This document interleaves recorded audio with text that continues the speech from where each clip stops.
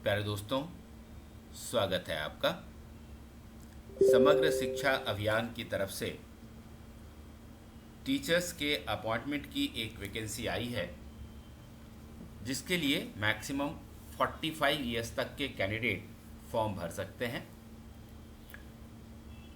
एक खास बात यह है कि ये फॉर्म ऑफलाइन भरी जानी है, यानी कि आपको लिफाफे में अपना सारा फॉर्म और डॉक्यूमेंट्स रख के उसको रजिस्ट्री के माध्यम से पोस्ट ऑफिस के थ्रू भेजना पड़ेगा।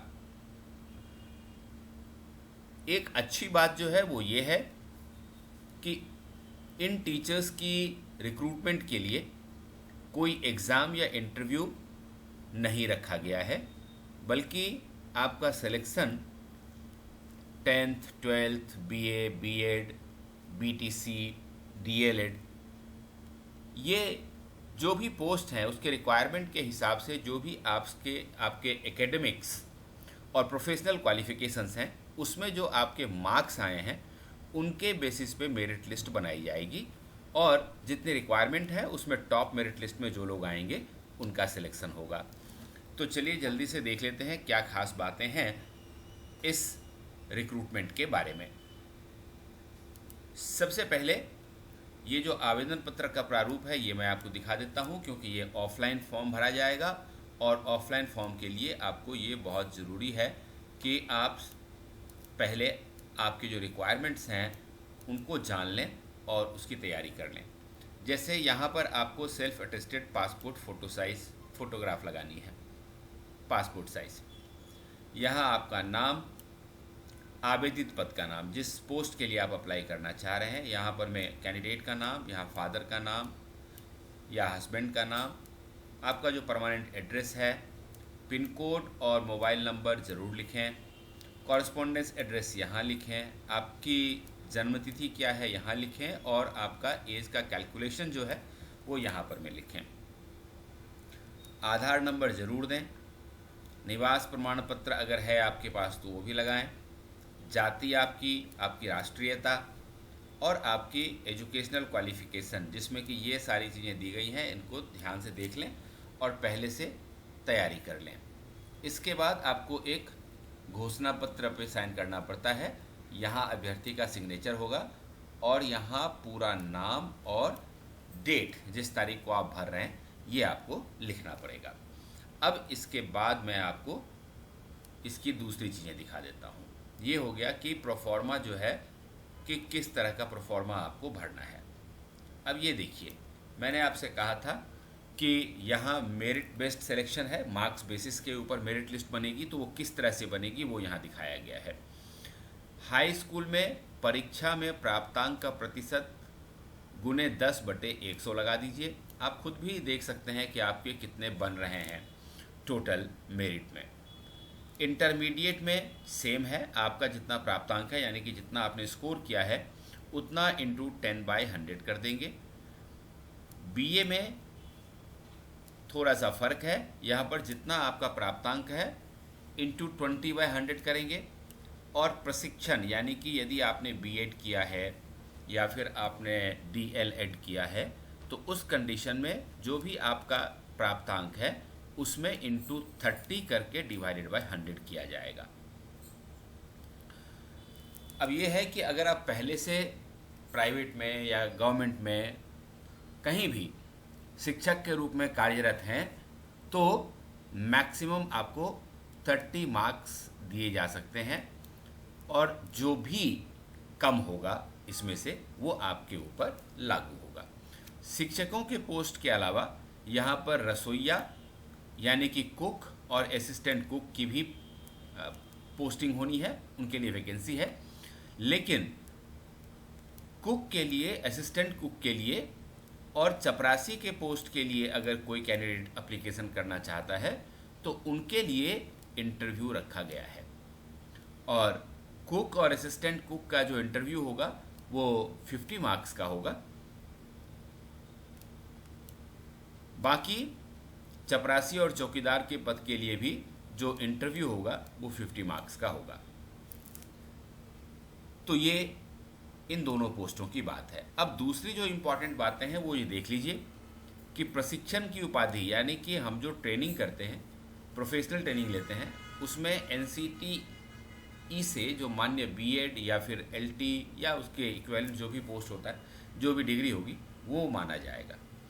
कंप्यूटर के लिए जो कैंडिडेट्स हैं उनके लिए ट्रेंड ग्रेजुएट होना ज़रूरी है, और प्रशिक्षण उपाधि यानी कि टीचर्स ट्रेनिंग जिसको हम लोग कहते हैं, उसके अंतर्गत बीएड या फिर LT सब चलेगा। इसके अलावा कंप्यूटर टीचर के लिए ज़रूरी है कि वो PGDCA हो या फिर BCA हो या फिर BSc कंप्यूटर साइंस हो, या फिर स्नातक यानी कि वो ग्रेजुएट हो और DOEACC से O लेवल या फिर A लेवल का डिप्लोमा उसने कर रखी हो।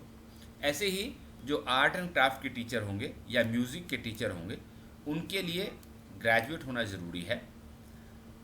उनके लिए बीएड या DLED होना ज़रूरी नहीं है। वैसे ही उर्दू के टीचिंग के लिए जो कैंडिडेट्स हैं उनके लिए BA उर्दू में होना ज़रूरी है, साथ में LT या BT या फिर BEd होना ज़रूरी होगा।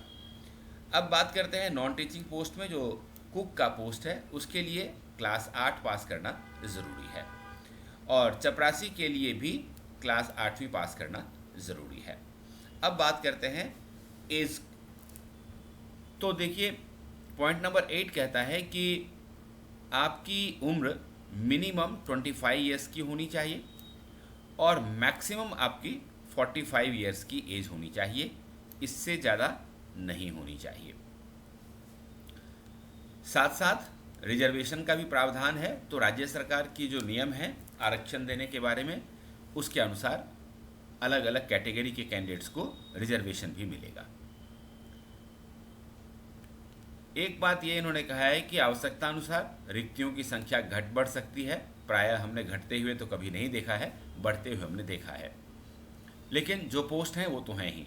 अब ये कहते हैं कि लिफाफे के ऊपर मोटे मोटे अक्षरों में ये आपको कस्तूरबा गांधी बालिका विद्यालय में पद, विषय, जाति, वर्ग इत्यादि जिसके लिए आवेदन किया जा रहा है, ये लिफाफे के ऊपर आपको लिखना है। ये ध्यान रखें आप, लिफाफे के ऊपर पोस्ट का नाम, सब्जेक्ट का नाम और आपकी कास्ट कैटेगरी, ये ज़रूर आप साफ साफ लिख दें। और इसके बाद इसे मैक्सिमम, ये देखिए लास्ट डेट है यहाँ पे 16 अगस्त 2024, तो 16 अगस्त 2024 को शाम के 5 बजे तक या तो स्पीड पोस्ट से या फिर रजिस्टर्ड डाक से, पोस्ट ऑफिस के माध्यम से आप इसको भेज सकते हैं। याद रखें कि नॉर्मल डाक से या फिर कुरियर से बिल्कुल मत भेजें, ये एक्सेप्टेबल नहीं होगा। साथ में कुछ इन्होंने यहाँ पर अलग रिक्वायरमेंट्स भी लिख रखी हैं डॉक्यूमेंट्स की, वो आप इसको ज़रूर यहाँ पर में देख लें। और ये जो हमारा PDF है ये हम अपने टेलीग्राम ग्रुप में डाल देंगे, और हमारे टेलीग्राम ग्रुप का लिंक आपको डिस्क्रिप्शन बॉक्स में सबसे ऊपर मिल जाएगा, तो टेलीग्राम ग्रुप ज्वाइन कर लें, ये वाला भी। और इससे पहले जो निकली हैं फॉर्म्स, उनकी PDF भी आपको हमारे टेलीग्राम ग्रुप में मिल जाएगा। अब मैं आपको ये दिखा दूँ कि ये जो पोस्ट है सारा, ये उत्तर प्रदेश के सिद्धार्थनगर डिस्ट्रिक्ट से निकला है, और ये जो आप वेबसाइट देख रहे हैं ये सिद्धार्थनगर डिस्ट्रिक्ट जो उत्तर प्रदेश में है उसका ओरिजिनल वेबसाइट है, यहीं से ये नोटिस निकली है।